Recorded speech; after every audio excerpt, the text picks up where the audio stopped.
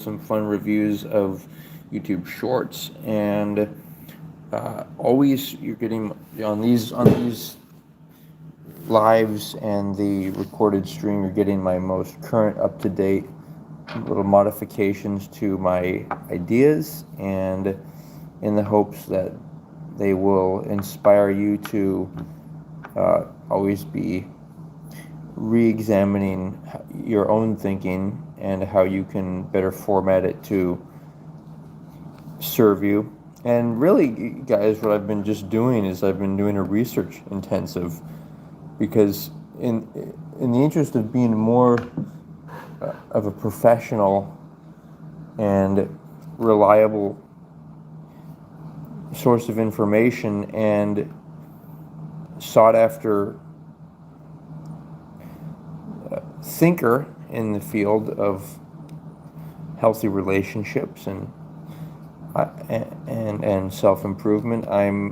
Part of it involves looking at, and it's so fun. The attention span is easily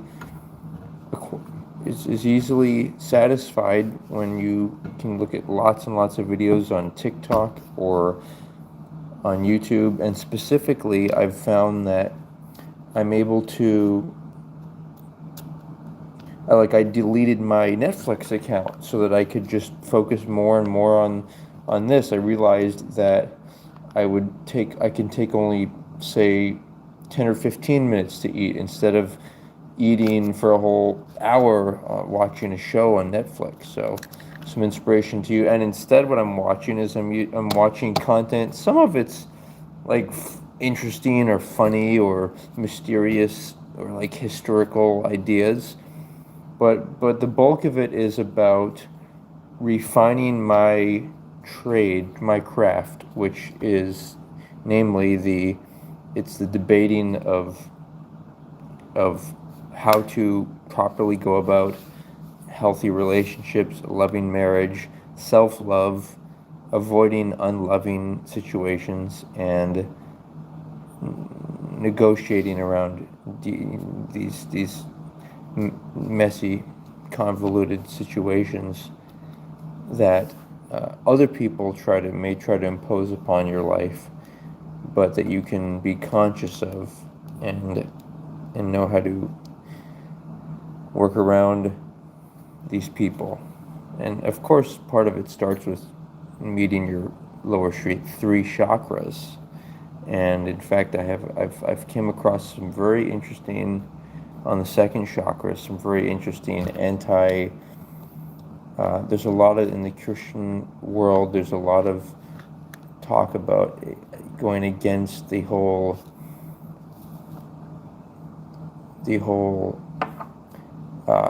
they say, claim that masturbation and pornography is addictive. I mean, how do you define addictive, first of all? And second of all, as long as it's between two consenting adults, I mean, it's pretty much out there and free. So it's not like you're promoting the activity by consuming the internet pornography. It's just out there. I mean, maybe if nobody watched it and people wrote negative comments,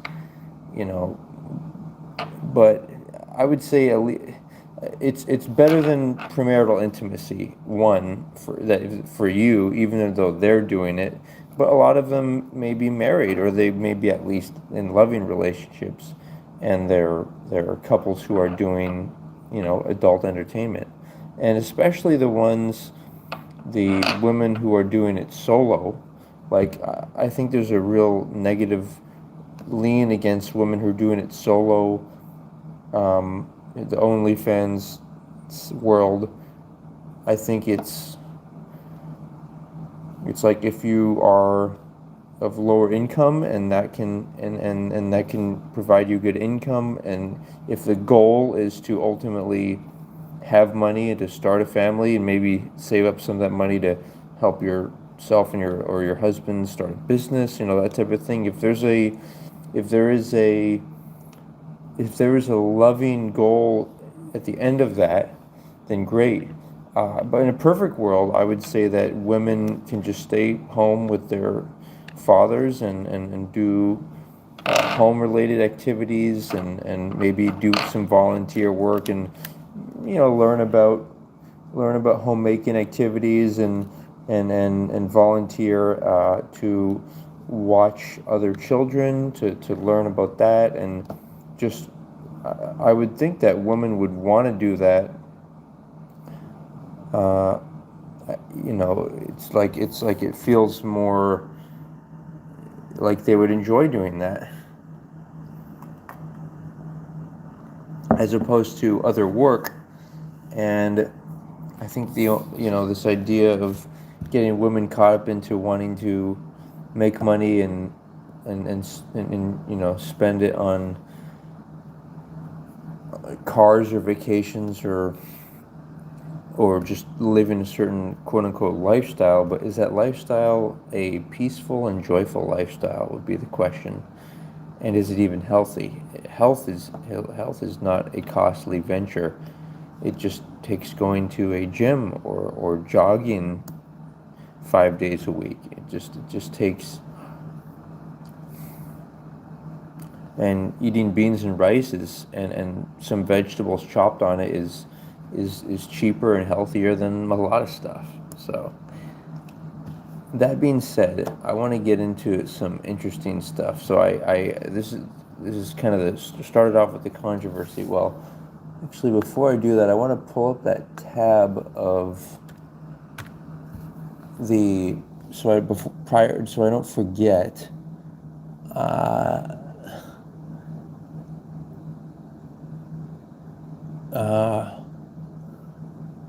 I want to pull up the tab about this one particular book. It's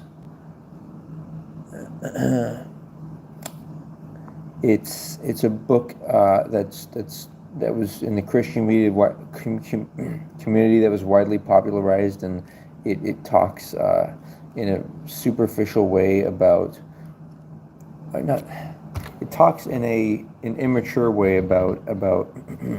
It discourages masturbation and whatnot, and that's like an addictive thing. And I mean, my curiosity would be, have these guys even experimented? And also, there's this talk of that you're supposed to retain your energy, semen energy, whatever. I mean, that does work, like, but to me, it only makes sense to do that if you really need to get something done, like for 1 day or 2 days. And even then, you're risking, maybe if you're alone on a job site and there's no chance of a potential woman coming by or whatnot. uh,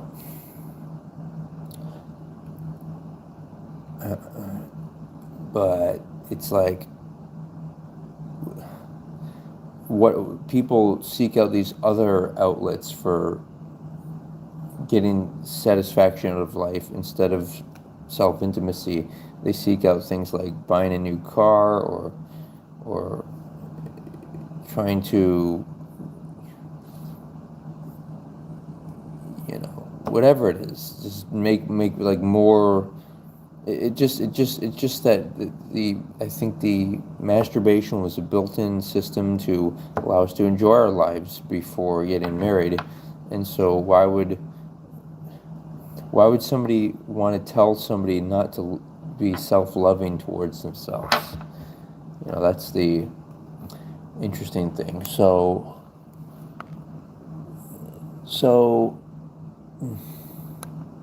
I'll figure out the title of that book later.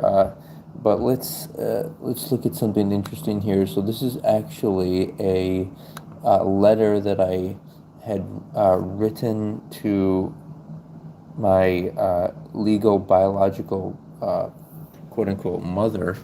And what's important about it is, check it out. So she contacted me after several years of not talking, and the reason that we didn't talk is because I don't want to label anyone as the role of a hierarchy, such as mother or grandfather, because I consider myself my utmost and final authority.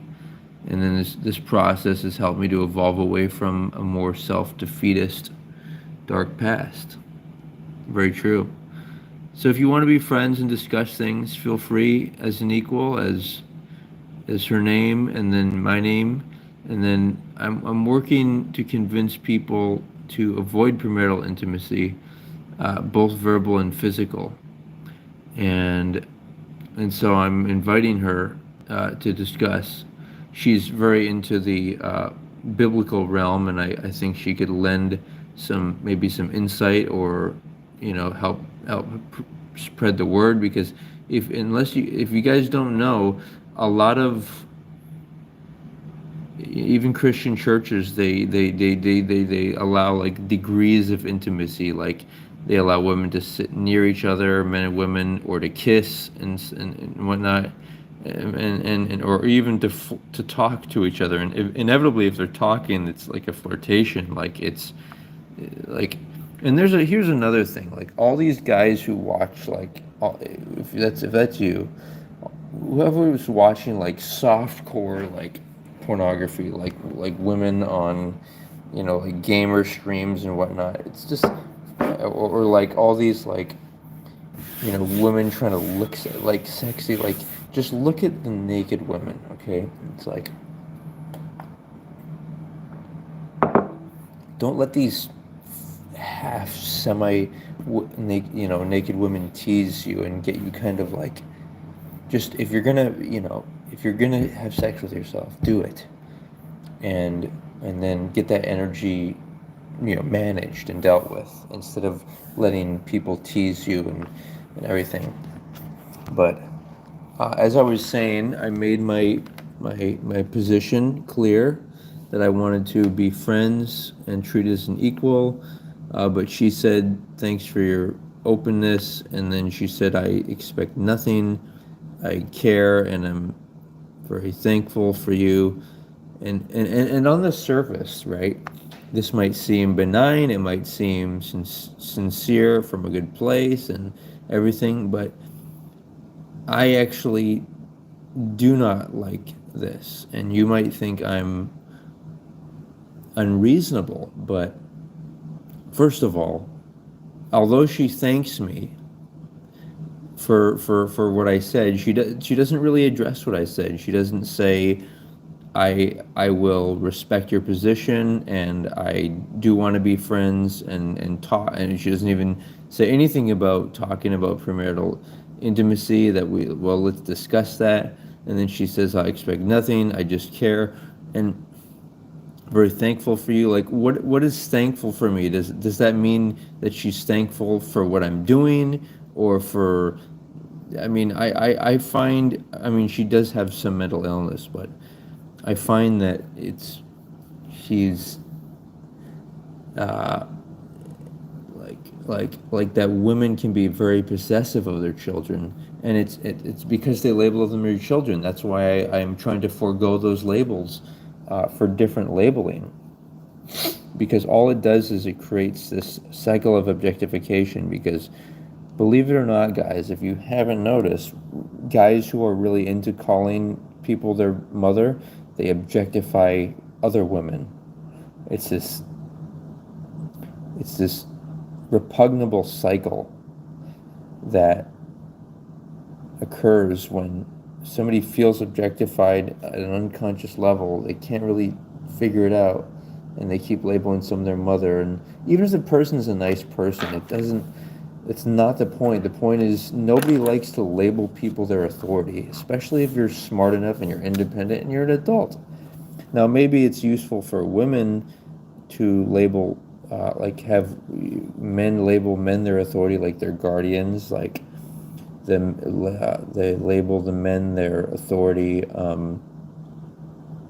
like, oh, this is my male guardian, or even their biological brothers, they could label their guardians. You know what I mean? Like, women act like they don't want protection, and act like their bodies aren't important, and act like they can just be promiscuous, and act like they should be able to do whatever they want, and that it doesn't matter if their fathers don't want them to dress a certain way. They don't care.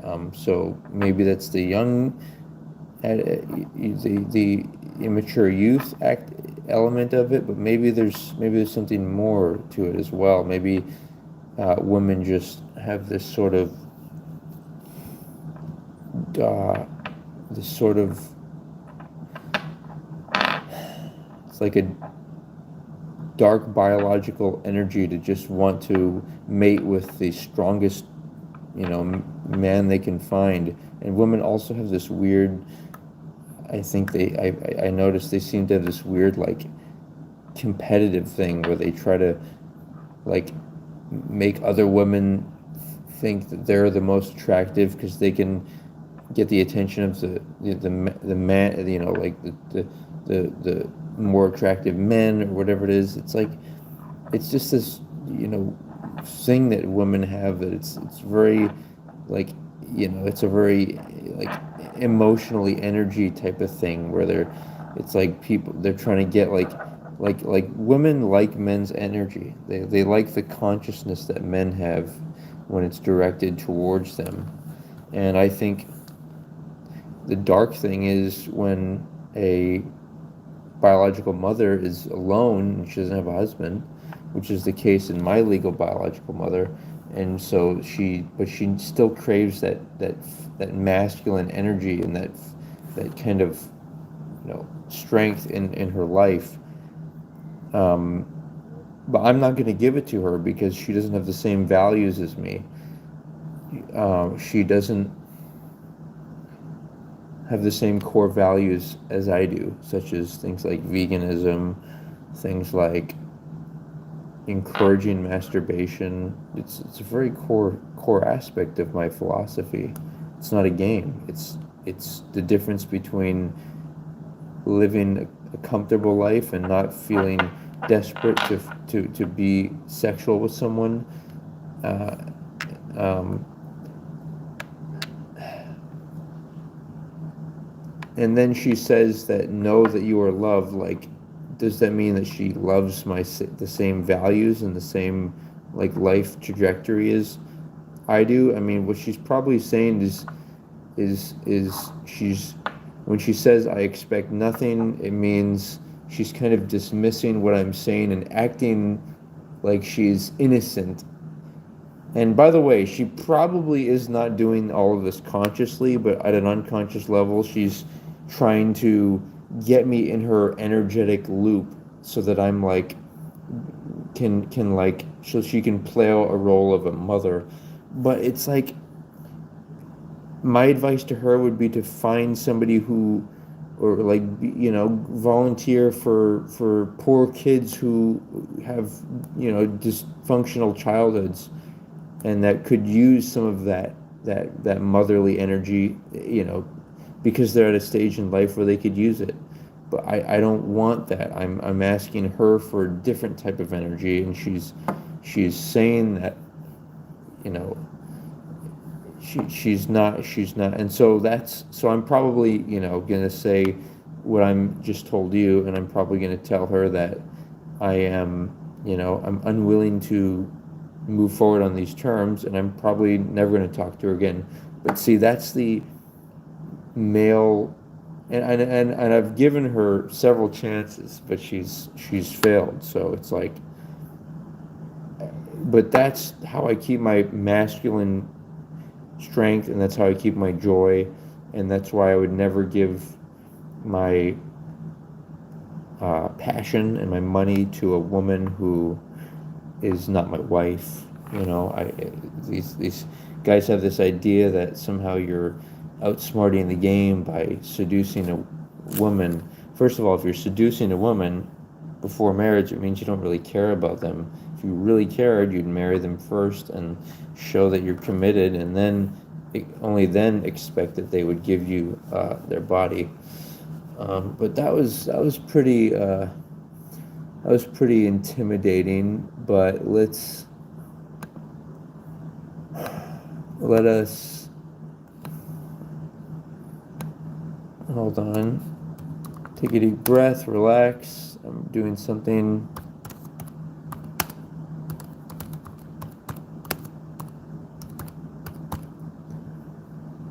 Okay, let's see what I've got in my notes here, and then we're gonna get into the fun. I'm sure, rest assured, we're getting into the fun very soon. Upcoming things I'm doing. I am doing a core, an essential avoiding premarital intimacy list of whys and hows, and I'm going to send that to different people. So I'm going to try to simplify it to 5 whys and 5 whys why you should avoid it, and 5 hows how to avoid it, and and and then I'm going to.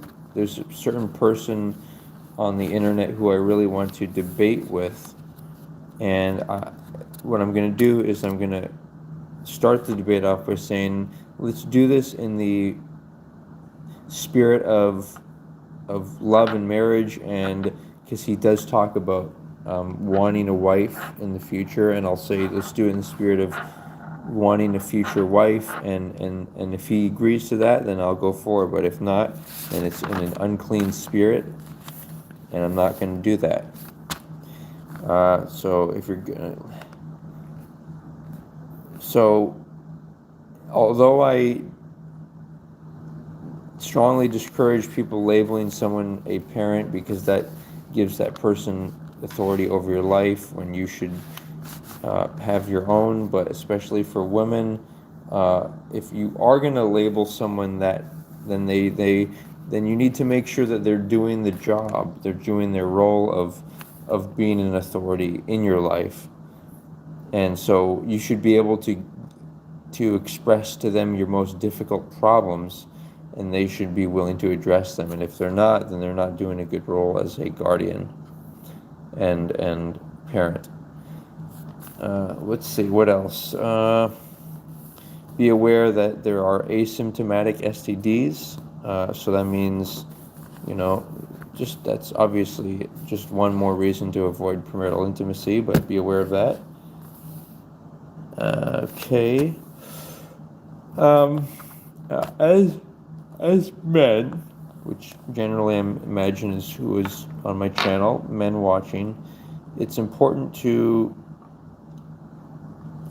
if you're interested in the conversation, ask other men, hey, are you looking for a wife? And then if they say yes, then ask them, well, have you heard of like either my show or some of the other people that I reference or and whatnot during this show? And some ideas like shieldheart.org. That's where you get some ideas on preparing for a wife, and because you can't really, it's kind of an illusion to look for something. You don't really look for a wife. You get ready for them, and then you can also discern who they are because you have a list. But it's something that first starts in your mind, and it's a representation of your planning and your intentions. So what else do we have? I should say that I think people have been in a way disillusioned by the Maya, the illusion of the physical realm and things like money, and thinking that someone has a costly car or whatnot, some type of status, that it shows they're doing well. But really, if really it's health and happiness. But the thing about, like, especially joy, is it's kind of hard to like flex joy, like say like, oh, I'm more joyful than you. Like, it's just a state of joy. So it's only the people who are happy, only the people that want to be happy, they should be looking for people who are joyful. But I think if anyone really thought about it, they'd realize that those are the most defining factors, health and happiness, in terms of those are like the most important things in life. Because that's your body. That's like the inside of your body and the sensation. Instead of looking outside and saying, well, this person has all these like luxuries or can afford a vacation, but are they happy? is the question. And so this ties into this whole, like, you feeling like you need to spend money and someone might be nicer to you. Like, think about this for a moment. Imagine an environment you frequent, and if you ever think that if you were wearing nicer clothing, and by the way, nice is relative, I should say, more and more costly clothing. Remember, it's very careful the words you use. If you say things like, "Oh, it's a nice or fancy car, premium car," or whatever the item is, then what happens is it programs your mind to actually think that. So try to use more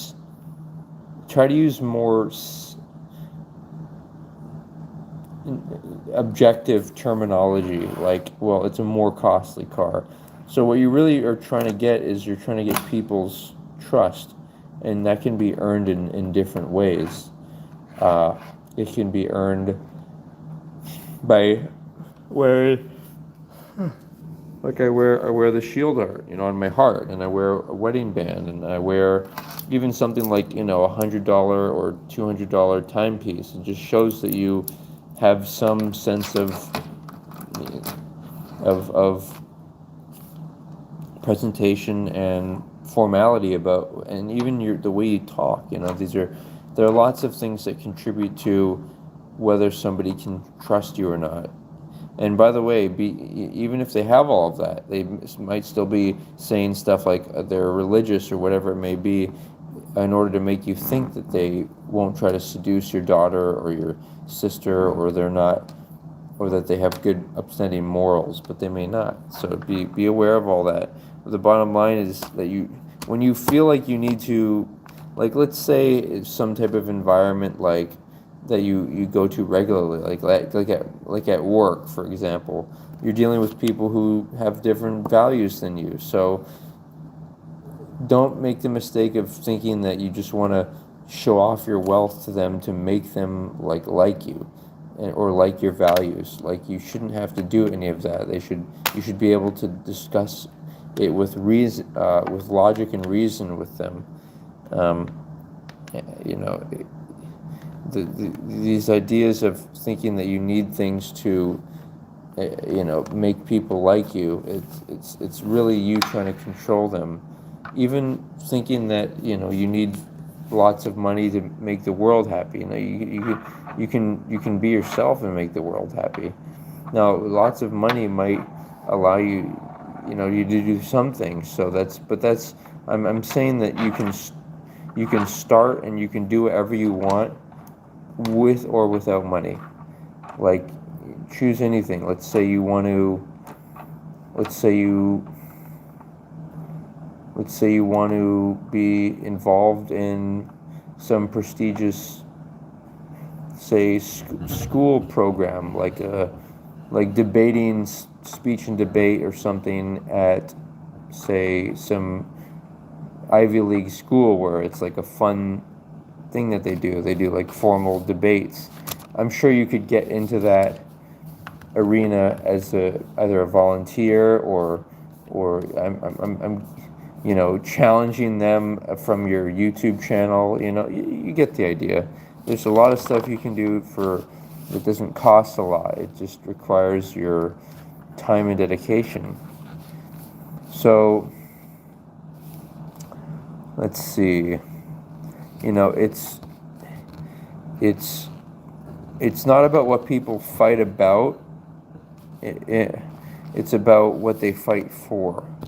And what I mean is, in a marriage, let's say if they're fighting about, they don't like the way that they're raising their child, for example. It's that they're fighting for certain kind of values that they want instilled in the child. So it should be taken away from the anger of trying to make it about the child, and that person's upsetting them, and that they have a better way, and make it more about the values. That, well, if the child had this value, then they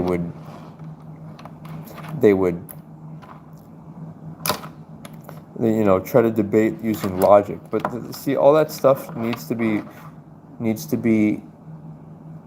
put together. It needs to be pre-planned before marriage.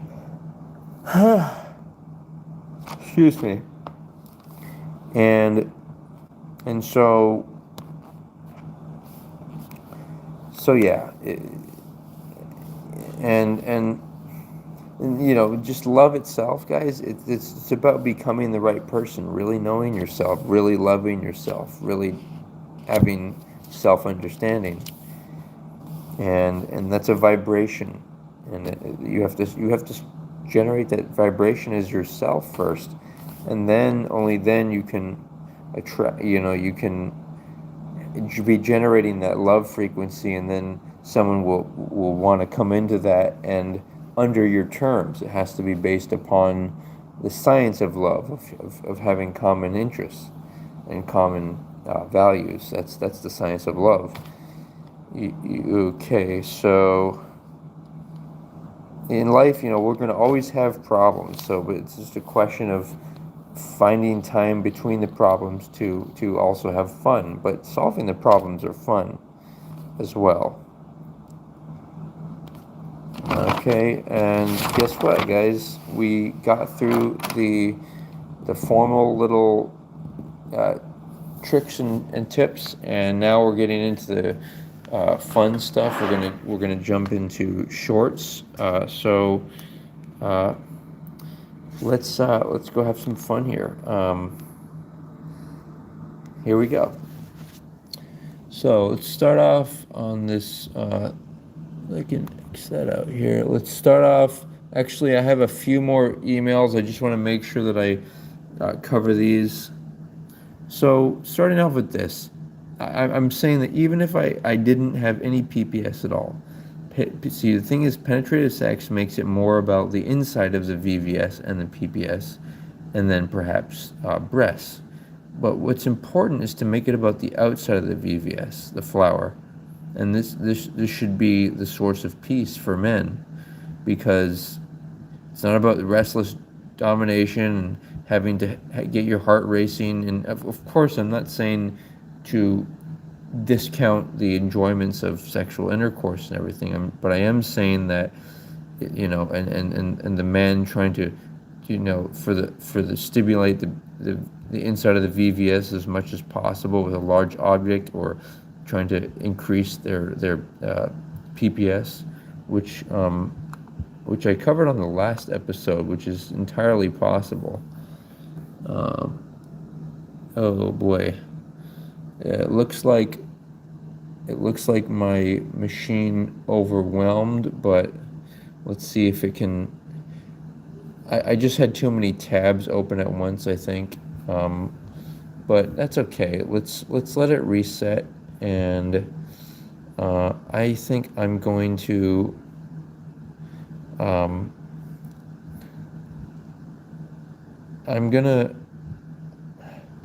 let you guys do a breathing exercise, and also take this moment. I'm going to use the restroom. Take this moment to take out a notepad. This is what I do. I take a notepad out, and then I'll go into stuff, and I'll like highlight stuff.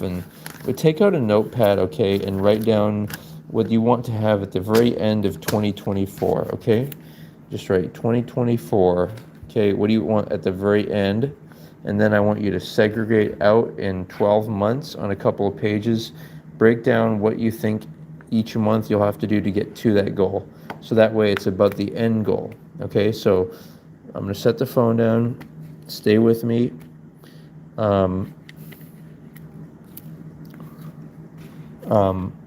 And I will talk soon.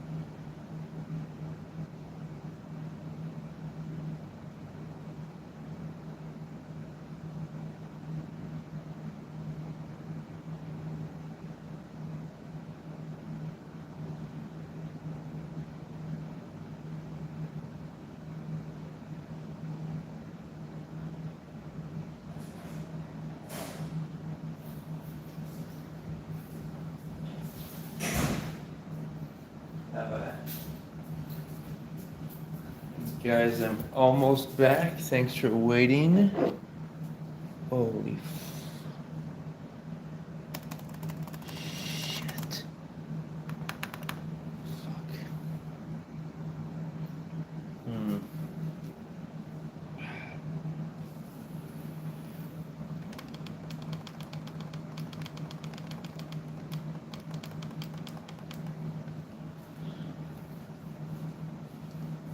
Hmm.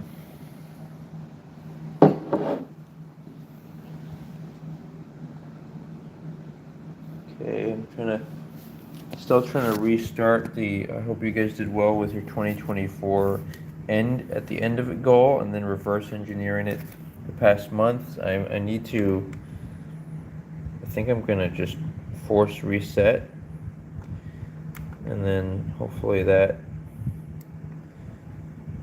turns back on.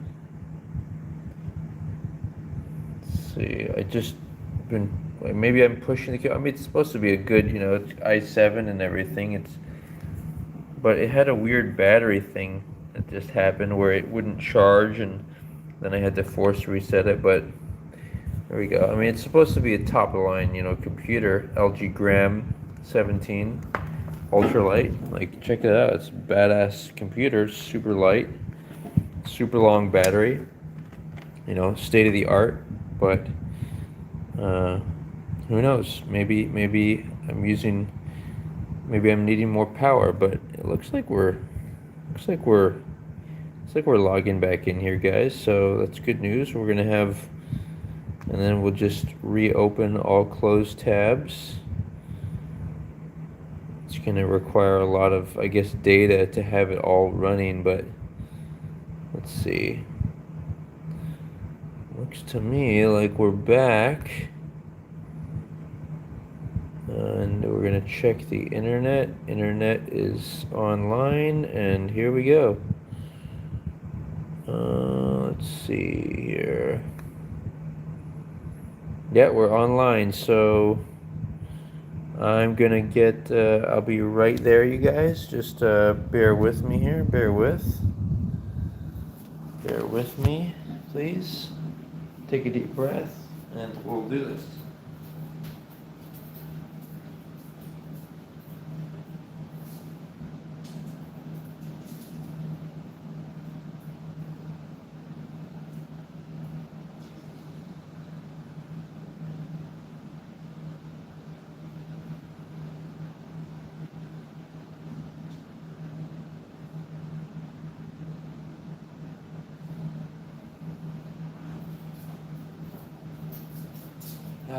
Yes.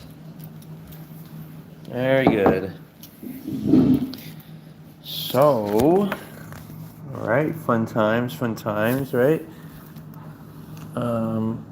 Here we go. We're gonna get into some fun shorts and some of my reactions here. So let's go have some fun, guys. You ready?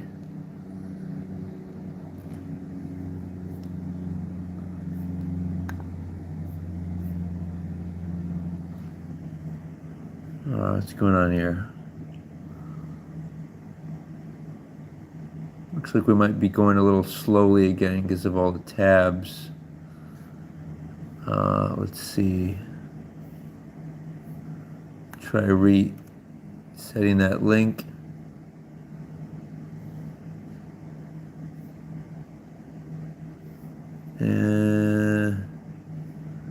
Okay. Come on. Who the f is you? Who is you? Who the f are you? Bitch ass. So, I'm showing you this as a caution You will?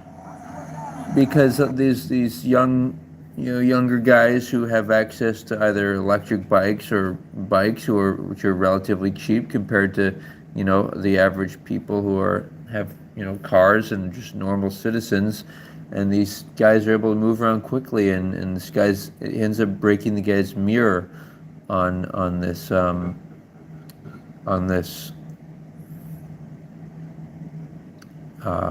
video. So just a caution about that. Okay, so what else? All right, check this out. Let me ask the ladies here on the panel, would you guys care about how many partners your son's potential wife had? Would you guys care? Would you care? I wouldn't want to know that. I don't want to know either. Like, I won't really like care. But Would you any can of you tell care? if she's nice or not. Like, you can just tell. That's her. Bro, this is why fathers are so quiet, man. Holy shit. I gotta say, this is why dads are just way better parents than mothers most of the time when it comes to upbringing a child and preparing them for the real world. And this is why single mothers do so terrible with their children and single fathers do so much better. Mothers are not willing to have the difficult conversations and protect their sons from really bad decisions that could be potentially devastating for them long term.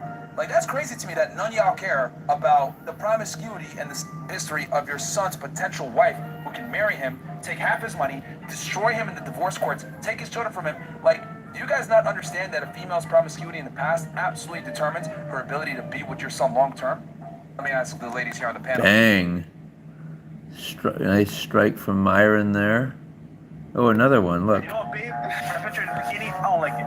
Don't post it. What you gonna say? I'm gonna post it anyways. I She mean, don't I'm respect just her a boyfriend too. man. That's another thing. Like, obedience is a requirement of a woman to her man, and the fact that if he told you don't do that and you would defy him, that tells me already that you don't respect him. He's a placeholder boyfriend. Facts. I respect him, but I'm not gonna tell him what to do. Just like how he should tell me what to do. Hold on. You can't tell a man what to do because the man is the authority in the relationship. If I'm responsible for providing and protecting you, then I have authority over you, which means I'm responsible for you. So therefore, I can delegate and or lead you and give you like orders, right? If you don't obey, then how's it gonna work? How am I supposed to be a leader and have all these responsibilities with zero authority? That's the problem with women. They think, oh, I want a 50-50 partnership, but when anything hard comes up, I want you to go ahead and step up and be a man. If you want a man to be a man, that inherently means he has authority over you, he's a leader, and you follow his lead, which means you must do what? Obey. But y'all want to pick and choose when to be a lady, which is the problem. You know what, babe? I picture in a bikini. Nailed it. I can't even add to that. That's like a thorough point. Oh, here's another one from him. Check this out. Very reluctant to admit what arouses them. So like there's two different things, right? There's like attraction and then there's arousal. So like attraction is like being romantic, being nice, being empathetic, being a good listener, all this shit. And then there's being arousing, right? Which is like you're physically attractive, you're dominant, you know, you can put her in her place whenever you need to. You're able to, you know, facilitate these things even in the bedroom, whatever it be. And the thing is that women tend to always omit the arousal portion, but they'll tell you the attractive portion. Think about it. Let's go into an imaginary scenario, right? What if women walked around and were actually honest about what they were aroused by? Yeah, I like it a lot when guys slap me and tell me I'm a dumb whore. You know, I like it a lot when guys make my ass and say, yeah, give it to me, daddy.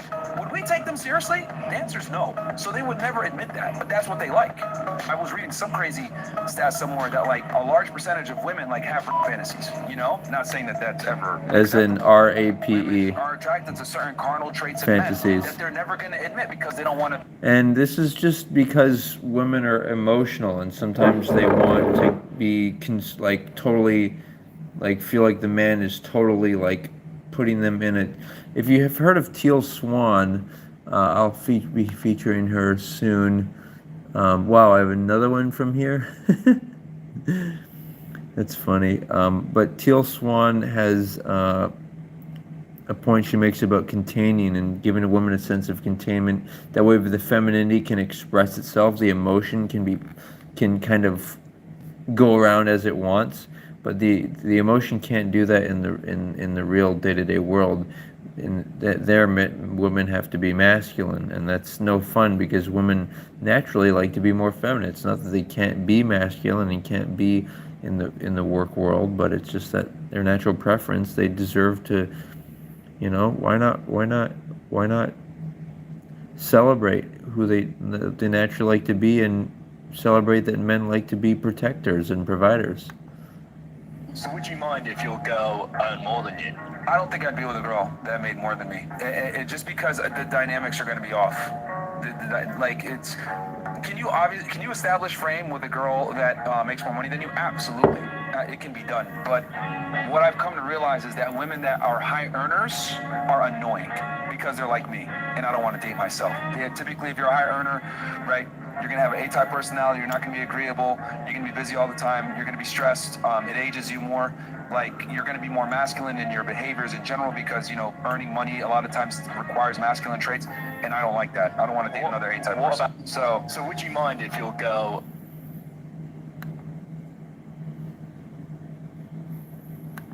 Gordon Ramsay, the TV chef, he makes his kids fly in economy and flies first class with his wife. Everyone, oh, that's me. No. My daughter's maybe is in first class. My sons are back in economy. If I take them anywhere ever, but they're paying for their own plane tickets. From 3, 4, 5 years old, I'm going to have the boxing training. I'm not going to buy them nice clothes. If I have a younger son and an older son, it's going to be the same system as me and Andrew had. The clothes and the shoes get passed down. I'm not going to buy them anything. I'm going to make it very clear that I am rich and they are poor. And if they want to be rich, they're going to have to go through what I went through. Gordon Ramsay. Money. So what that's all about is, like he said, it's like it's the worst thing when somebody takes somebody you're stealing from your kids if you give them fancy luxury experiences, because they, in order to really appreciate that, especially the men, the young men, they need to earn it. Maybe they do earn it by getting good, you know, scores in school or doing chores, but you got to make sure that they earn it. And especially stuff like personal trophies, like fancy watches and cars, like and clothing. Like, really, it should be a man that gets that for himself, because that makes it his. And the worst thing is if the dad gets him a fancy thing, and then he has, you know, as a man, you want to gradually build up yourself over time. You want to get, you know, gradually nicer things and work towards it. And instead of just being given all this stuff when you're young, it completely defeats life itself. That's why heaven is boring, because heaven, in theory, there's no meaning there. There's no sense of purpose to strive away from the bad and towards the good. What's your age? 33. Are you single? Yes. Why do you think that is? I broke up with my ex-boyfriend who wanted to marry me because there was a power struggle. First problem, wanted to marry. Look how long it takes these people to figure out whether they want to marry or not. It takes some people years. So don't let that happen to you. It should be able to happen very soon. Your discernment should be high. You should be already, you know, you should be able to look at a person and kind of tell if they're on the similar wavelength or life trajectory as you, similar health, that type of stuff. And you should also be able to tell if you let's see, if you,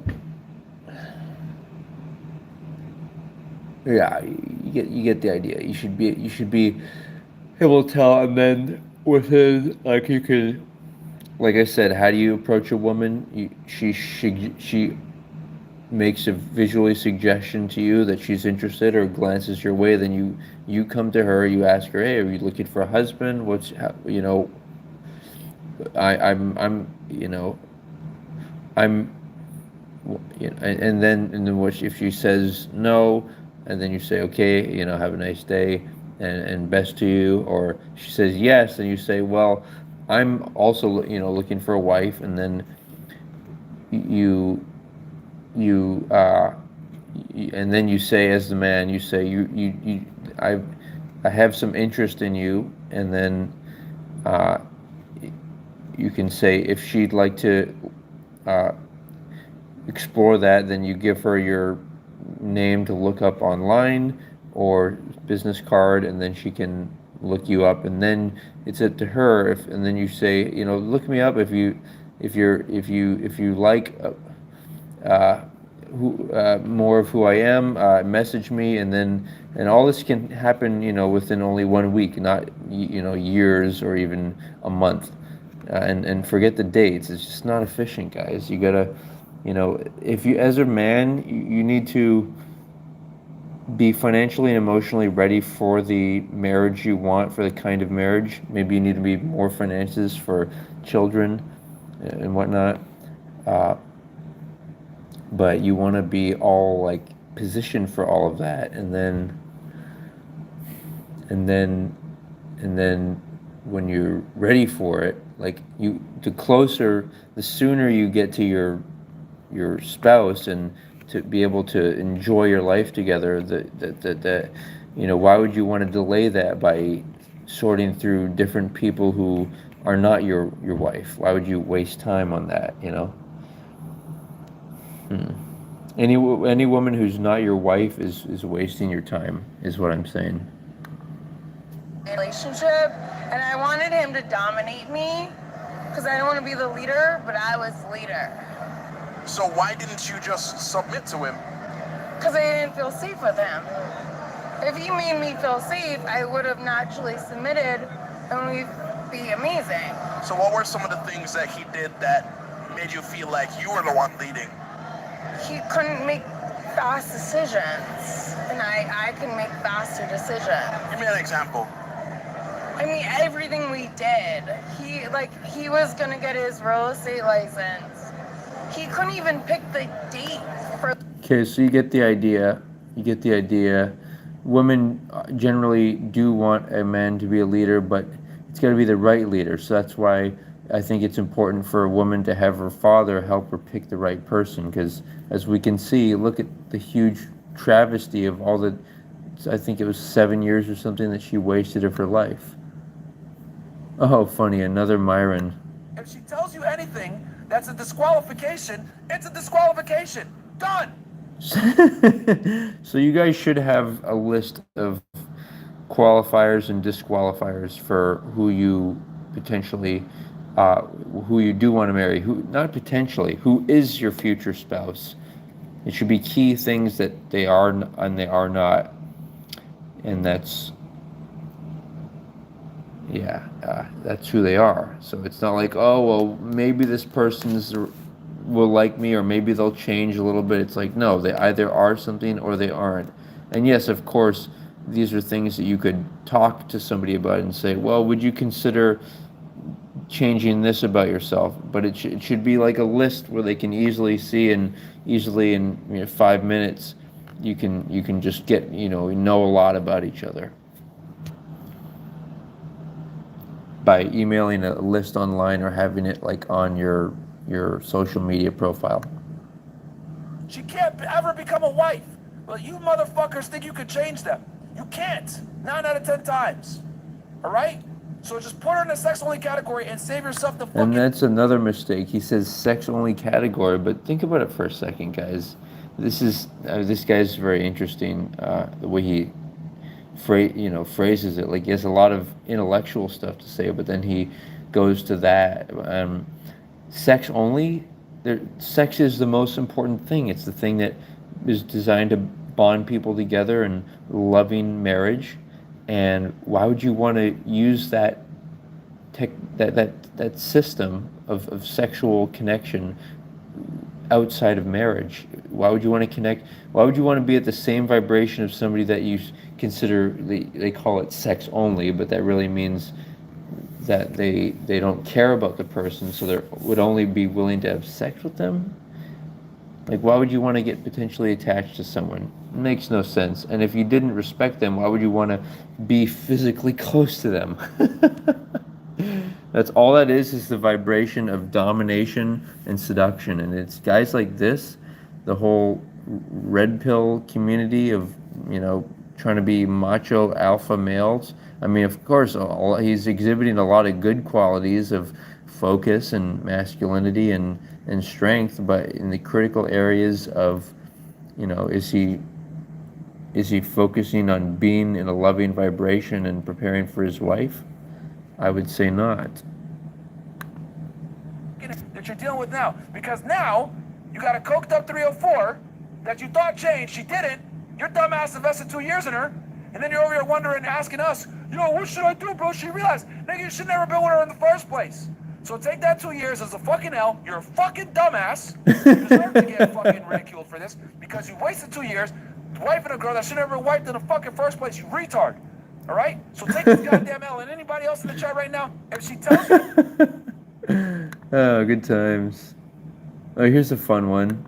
Check what happened in London. This was about a week ago. A guy in a Bugatti was wearing a nice watch, and they rolled up on him with the fucking hammers, tried to smash his car in, put a knife to his neck, and steal his watch in broad daylight. So when I saw that, even though no one would dare do that to me, I thought, you know, I need to upgrade the Chiron. I need to have one, hidden weapons. You think I'm pressing the window button? No, sir. That's the block button. The second thing is to have a bulletproof glass. You can see me in a Bugatti. I'm not just a guy in a Bugatti. I'm Batman. But that is, I'd like that to be a reminder to you all that, especially, never eat, like, sit down and eat in public. Never, like, sit down in public. Always sit down in, like, a second story or in a closed, you know, even on a first floor. It'd be easy for somebody to smash a window or walk in with a firearm. I mean, it could happen anywhere. But at least try to be on a second floor or, you know, in a setting where it's like safer, you know, and there's security and police and so on. Especially in this day and age, anything could happen.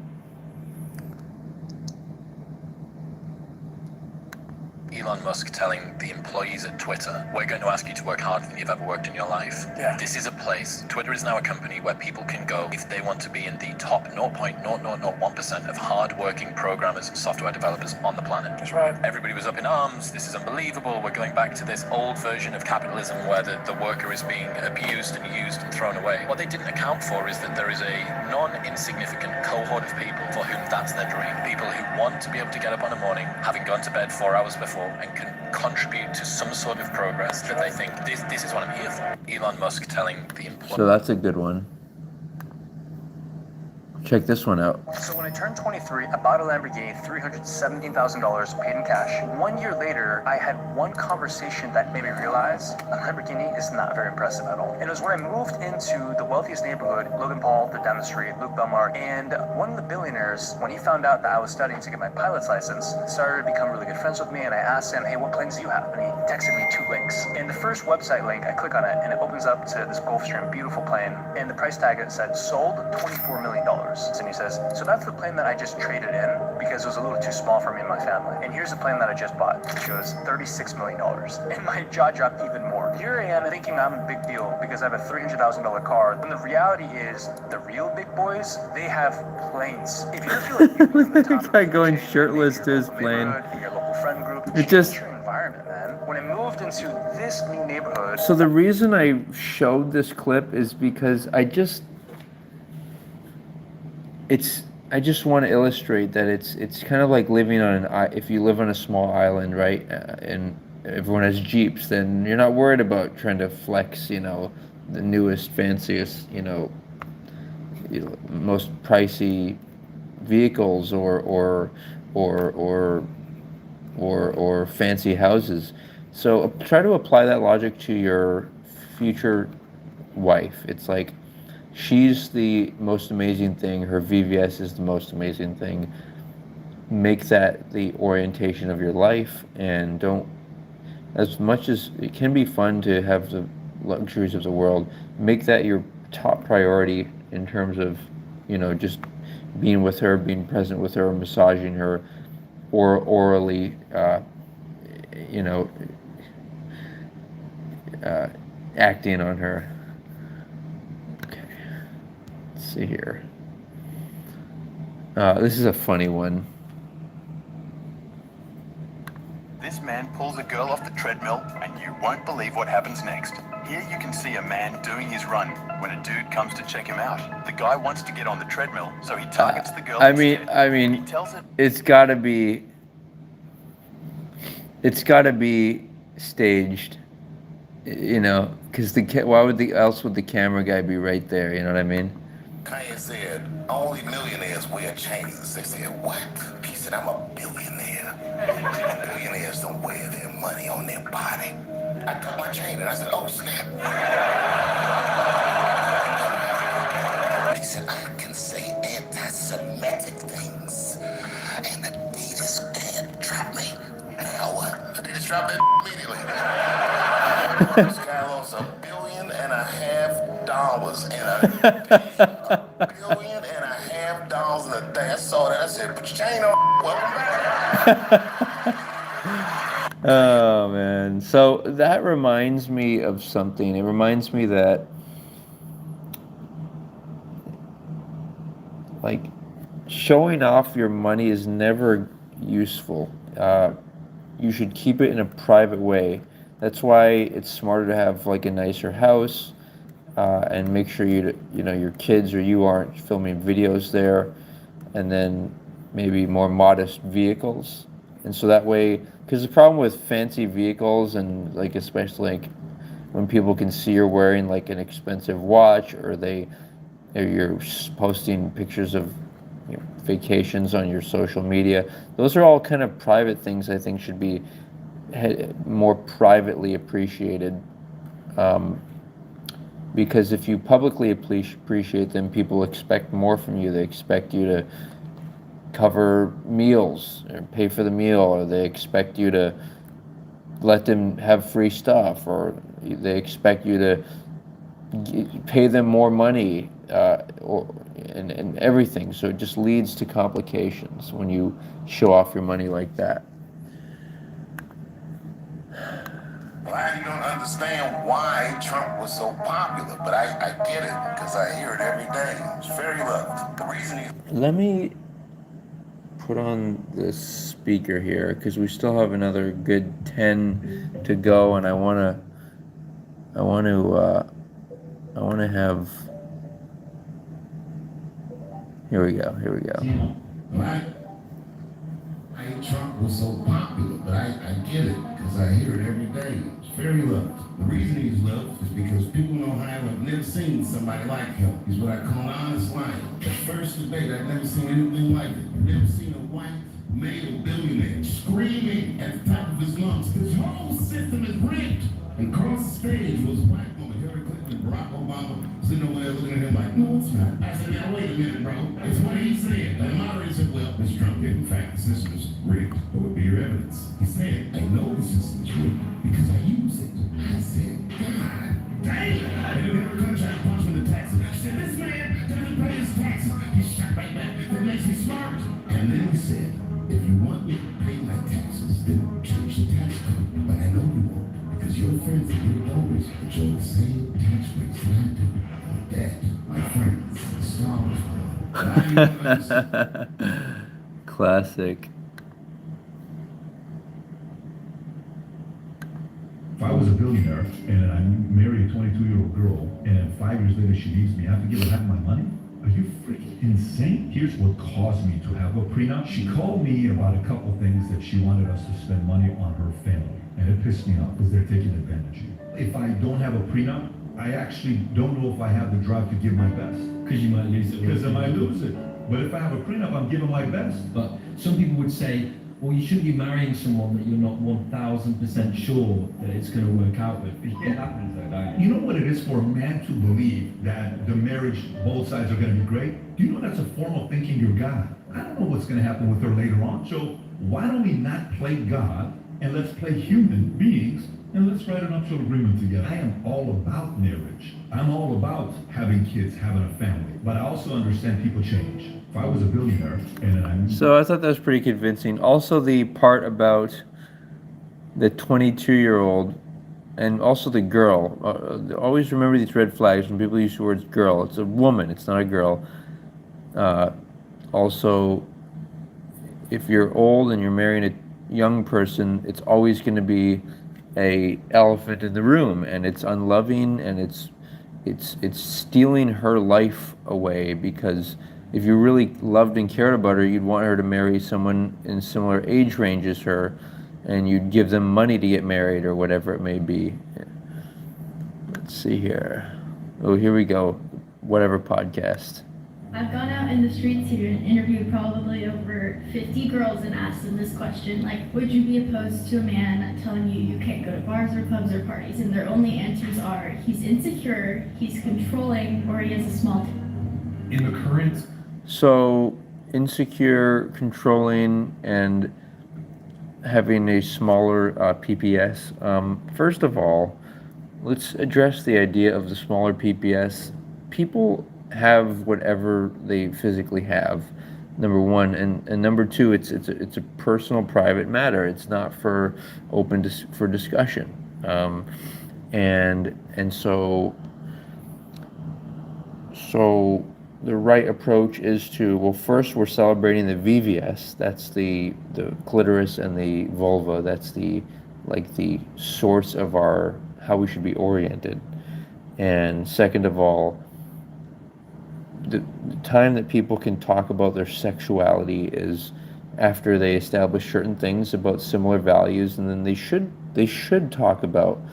People say they have to have premarital intimacy to know each other, uh, but no, you don't. You just need to talk honestly, and you should be using sex toys to. The woman can use sex toys to know, like, what her internal dimensions of her VVS is, but it's like it at the end of the day, it doesn't really. It's just not. It's not it's like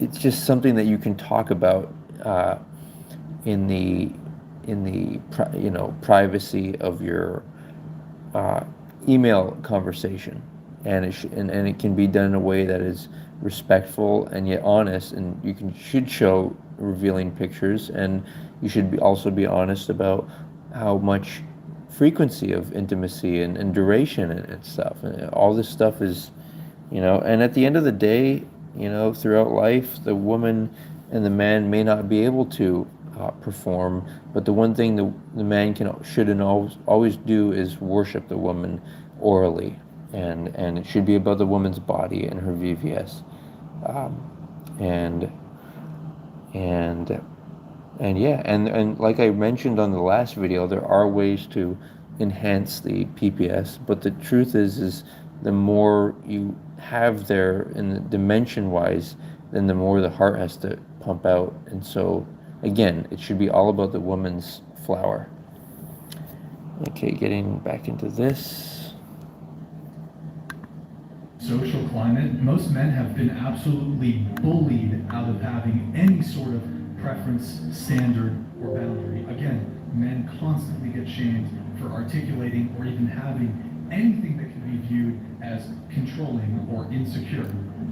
This is the destruction of men's impulse to be protectors in the relationship and protecting relationships from attack, essentially. And for me, I get instantly turned off by women who are not wanting that from a man. So I'm not worried about, like, a lot of these guys I think are worried about who they're going to attract, or if someone's gonna want to marry you. Forget that. You know who you are, and it's better to be alone than to be with someone who's not willing to, be a feminine woman if you can offer her the space to do so. And like maybe you can't right now, but maybe you can both work jobs and eventually save enough so that she can be the homemaker and make meals for you, even if you don't have kids, that type of thing. So, okay, let's continuing on.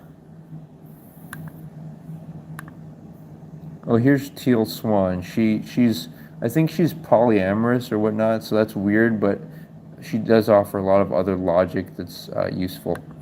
When women are often describing that the men in their lives are calling them needy, what's actually happening here is a woman is refusing to look at incompatibility. Keep in mind, this is not me objectifying men. What this is me using the metaphor to try to explain what I'm trying to get at here. All men are different.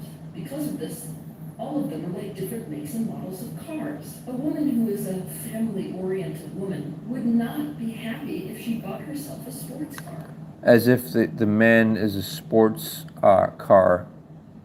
For some men, demanding of the way they would be needed and valued as if they could be a certain way is no different than telling a sports car that it needs to become a minivan. It's funny, the sports car minivan. When incompatibility exists, what a woman usually does is completely ignore this fact and instead slide down the slippery slope into constant criticism. What women are thinking when they're doing this is that criticizing a man is going to get them to change from a sports car into a minivan, for example.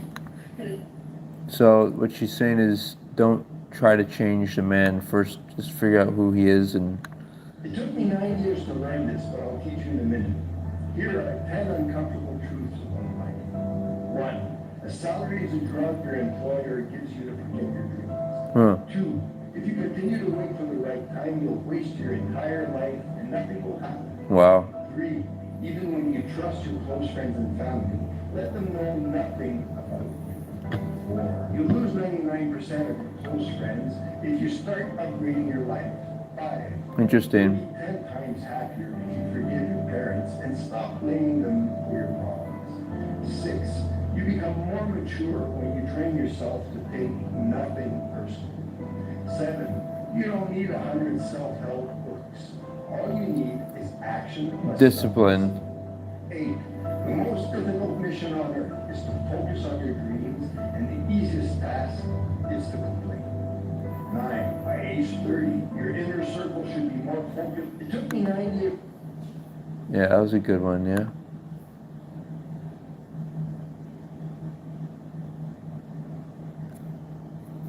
Hi, good morning. Thank you. Happy New Year. Yep. New Year. Here's the thing. Let me ask you guys a question. Do you guys want an average guy? Here's the issue, right? Average women don't want average guys because they think that they're not average. They think that they're above average. You know, average women are going to be chasing after exceptional or above average men. They're going to prefer men who are average who are actually on the line. That's why it gets in situations. A guy never committing to you, a guy who's cheating on you because you're shooting out of your league. So if you think you're a 10, surely you must deserve a 10. You're going to chase after a Chad. You're going to spend your 20s with a bunch of dudes. You're never going to like actually get into a proper monogamous relationship. You'd rather have the divided attention of this hyper attractive guy and actually have commitment from like an average dude because you think you're above average. That's the problem with this money. Here's the thing. Let me ask you guys a question. Do you guys want an average guy? Okay, let's check this one out. I have a $50 bill, and I go to the barber for my haircut, and he goes and buys groceries with it. And he goes, sir, and the grocery goes and gets his car washed. $50 goes to place to place. And after 20 or 30 transactions, the $50 bill belongs to somebody. It's worth $50. So if I pay my car, 1.5% goes to the bank. And then if he takes the money after then he pays for the groceries, 1.5% goes to the bank. And after the groceries have been paid for, when he goes to his car washed, 1.5% goes to the bank. So after 20 or 30 transactions, $50 is gone. He must have received that. That's a good one. There are things that men can do that women can't do. Sayings like these, they're insanely destructive, and they're also not true. Don't be a woman that needs a man. Be the kind of woman that a man needs. If you want something said, ask a man. If you want something done, ask a woman. Whatever women do, they must do twice as good as a man does to be seen half as good. Luckily, this isn't difficult. This universe is not redundant. That means there are things that men can do that women can't do. And there are things that women can do that men can't do. Just like some species can swim and others can't. This doesn't mean we're better or worse than each other. It means our areas of excellence are different. Though they may at face value seem empowering to someone who's in a space of powerlessness, there are things that men can do that women can't. That's a good one. Somebody's daughter in our family, I don't care who you are, daughter, mother, granddaughter, goddaughter, whatever, you touch somebody in our family, then I pay you a visit. And I don't care who's with you, because whoever's with you, they interfere, they go the same way. So that's an interesting one. It's like, that's why, well, you get the idea. Majority of the time it's the woman leaving. 70 to 80% of women initiate divorce. What incentive does a man have to leave a woman that he gets down on one knee and asks to be his wife and spend the rest of his life with? I hate that you guys, make it seem that all women are just over and just end up in relationships because of whatever. What do you think the number one cause of divorce is? I would say it's cheating. No, it's not. Exactly. Like the lack of 50% of the relationship means they don't want to do the work. They don't want to put in the work that comes into marriage. The number one statement is we grow apart. Now, does that sound like that has anything to do with you? Or does that sound like that's on the basis of her emotions, her expectations, her perceptions of the relationship?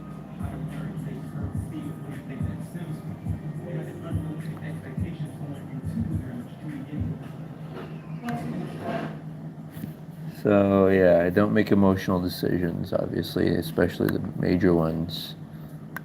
So there's this AI programs where all you have to do is upload 1 minute of someone speaking. The AI will learn how to best make it exactly like the person. And it's really spooky. They're working on it where you will upload like 30 minutes of a conversation, and you can go into each and every word and mess with the inflections where it's exactly. But I want to talk about this because saw this news interview. There was this lady, and she said families should come up with a safe word for their kids. And the reason was because there was this news interview where this mom said that she got a call, and it was her daughter's voice, and she was saying, "Help, mom! Please help me! I'm scared!" Like she was terrified. Her mom started freaking out, and the man went on the phone because I have to save me $50,000. This is what happened. You heard her daughter in the background screaming for help, and she was freaking out. As a parent, what do I do? What do I do? And then her daughter, so there's this AI program where all you So that's good to know.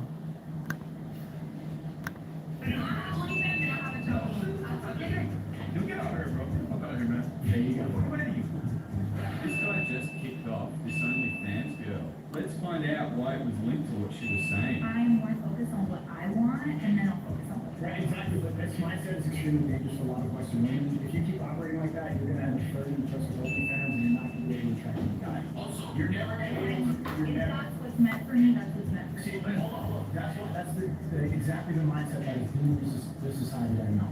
Because if you don't even care about having a family and it's okay to make money so you can travel and on OnlyFans and Instagram, then everything comes with I it. can have a child.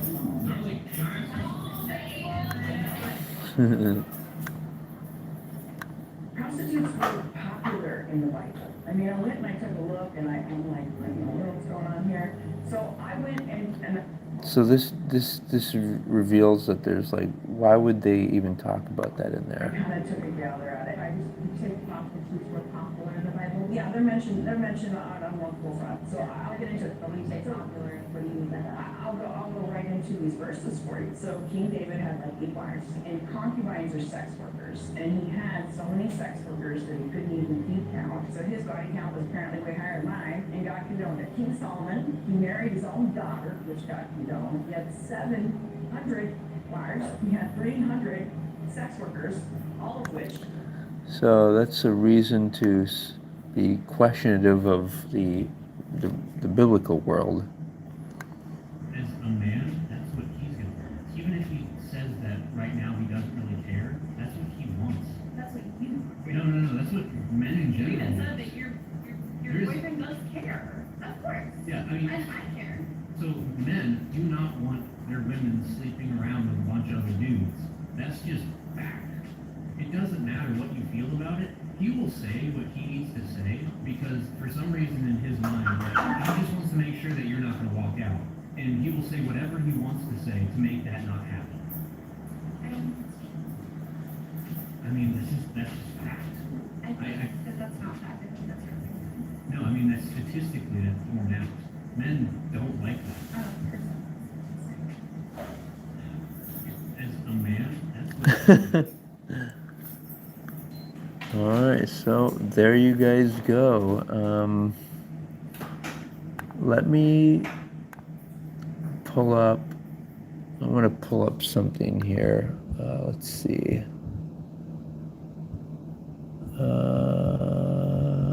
Let's see here.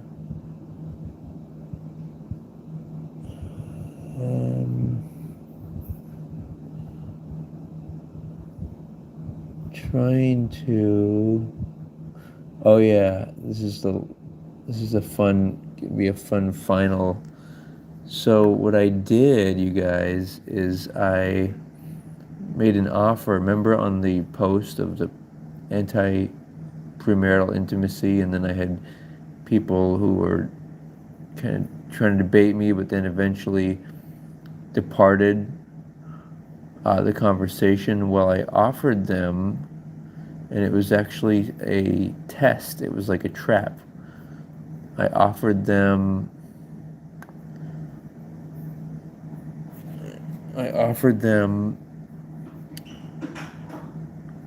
$500 for an interview for an hour, but that was only to show that they, and then this woman didn't take it up. But the reason she didn't was because, I mean, I don't know why she didn't, but if she had, then I could have said that, well, you only did it for the $500. You're not doing it because you really believe in it, or that you have a well-structured argument. Otherwise, she wouldn't have left the debate. Like, why start the debate in the first place? You see what I'm saying? So, you guys get the idea there. I'm trying to find, before I finish the stream, I really want to find this book I've been interested in. It's how to avoid lust as a teen and then as a Christian. There's a book here.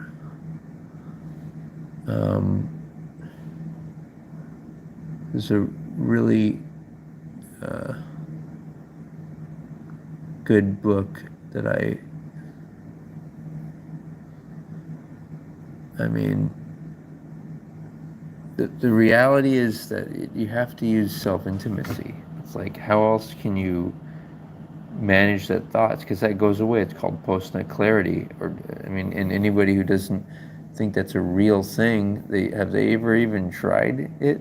It's like, come on, let's grow up a little bit here. Come on, guys. But there's a book. It's just so.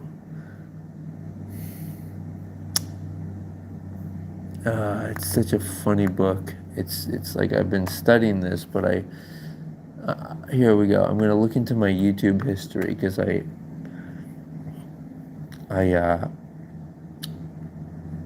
was listening to it today. It's really some really good stuff. Let's see here. Okay, here we go.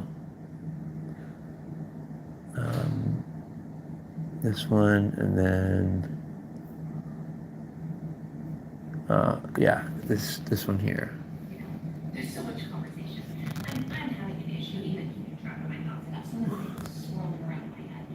So anyway, I posted something about the book that God intends for men to choose mental and emotional sexual purity, not just physical. They talk about So what this is all like hiding, trying to hide, like have men hide their natural thinking. And I mean, honestly, I think the only way for men to transcend this natural biology of wanting multiple women is to engage in self-intimacy, and that gradually, at least for me, I think it's helped me to evolve to the point where I only want a single woman. But yeah, check this out, this whole interview if you want, and let's see. you say he has deep emotional and soul connected intimacy with her, but he doesn't ever describe her mind or her soul or her heart or her humanity or personhood. Not that I could find once throughout the entire book. It's always her sexuality, her collection of body parts. And the reality is, a lot of these guys, they make more references to like the TTS, the breasts, and that's a red flag because those are meant for kids to nurse on. Like for me, I'm all about the VVS, right? And there's another funny one. Like these are entertaining, and then here's another really good one. And this is, say what you will about Joshua Harris, but one thing that he did do is he listened and heard from people who found a lot of the ideas in his book harmful, and he took a step of going to the publisher and saying, you know what, can we just not do this anymore? And he is not collecting checks to state the which is a very different conversation from what we're having. Let's get into that. Let's get into to bulldozing over consent, and let's get into actual abuse and how they treat that. And that again. So this book, the issue with this book, I'm going to summarize for you guys, is the book is called Every Young Man's Battle, and the trouble with it is, I mean, the core issue of a lot of this stuff is it says that lust is wrong, when lust is actually something that makes life, makes you feel like an adult, makes you have that excitement, to that motivation to do stuff, to want to have a family, to want to work hard and then have a family and then share that using that pleasure as a way of pleasuring someone because you care about them. But the idea that you can't do that with yourself doesn't it's not nice. It's not,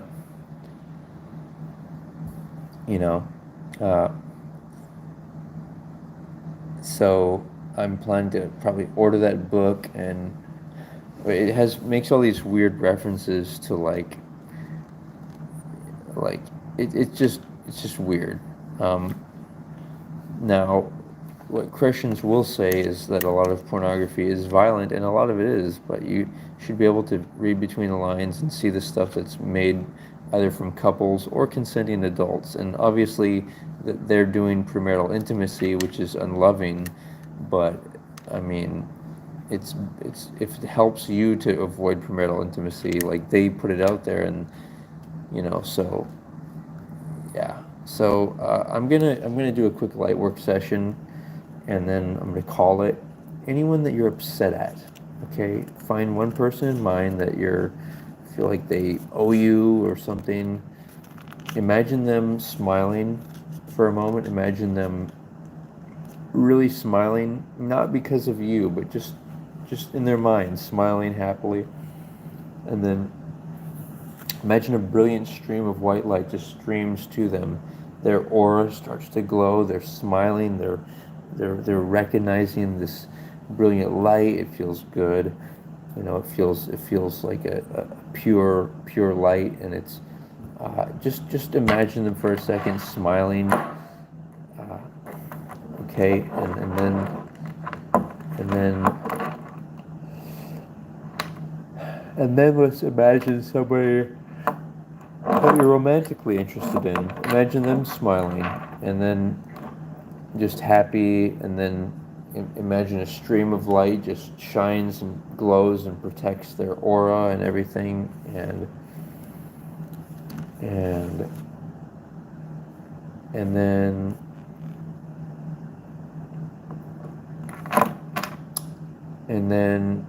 let's imagine maybe you have an issue at work. Maybe something's not working properly. Let's imagine you smiling, just beam, just blast all the tools you use, blast all the, everything that you use, blast it all with light, and make it a happy energy. Make it where people are watching the light and they're excited, they're smiling. And now just with your fingers, just aim towards right around the room where you're in, like blast through your computer, blast through your bed, and just imagine that incredible white laser light of, it's just glowing, and it's creating a spiritual protection against dark forces. There are other ways to do this, like keeping organization, and obviously avoiding any drugs or alcohol or anyone using them, because that lowers your mental guard. And also not thinking that the devil's just one entity, but that there's many little dark characters that can go into people near you and wherever. And so even when you're walking in public, let's say you get a weird vibe. Obviously physical physically get yourself in a safe place. But maybe you can beam a brilliant white light. Imagine that person smiling. So what you're doing is you're essentially, demons kind of inhabit like the mind, but it's like they're these thoughts. It's like a in fact, I want to pull something up here. Let's save this to this video to my, oh, by the way, I do have, if you guys have not seen, I have these cool playlists that you can check out. Marriage, Ride is a good one, lots of hype music, and I've got house music, lots of good music on house, and then dance is got a lot too. But I want to bring up this. It's a pretty disturbing video. It's an ex-NASA retired, tells what demons are, aliens. Let's see if if it's still online.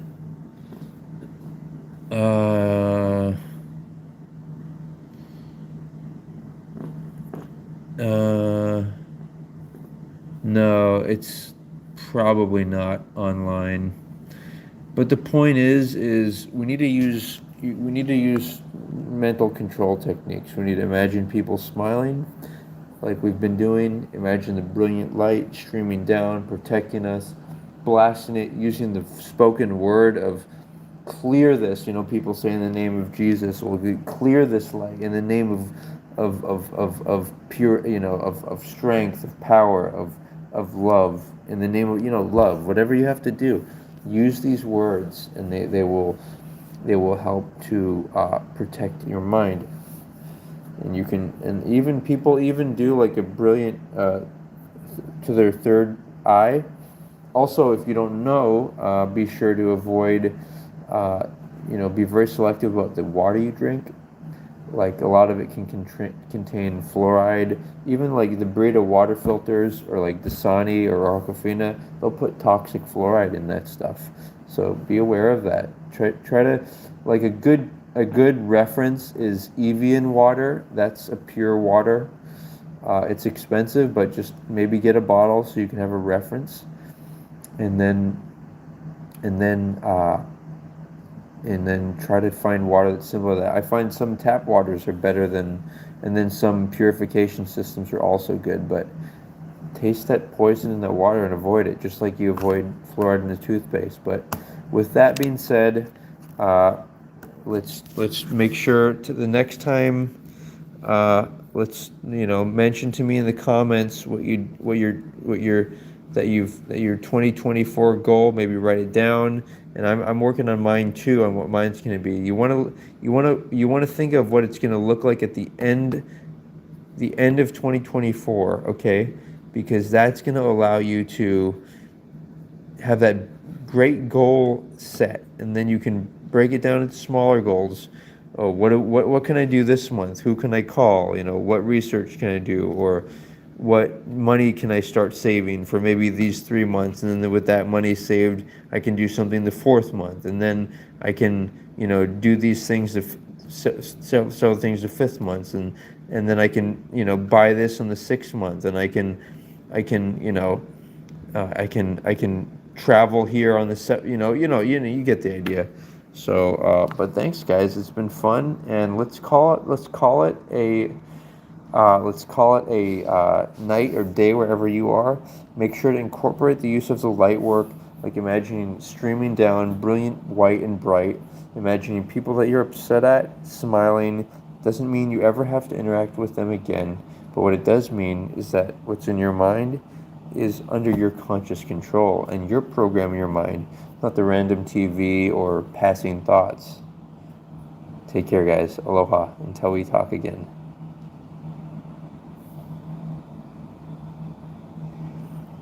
And please like the video and comment to let me know that you've been present here. Aloha.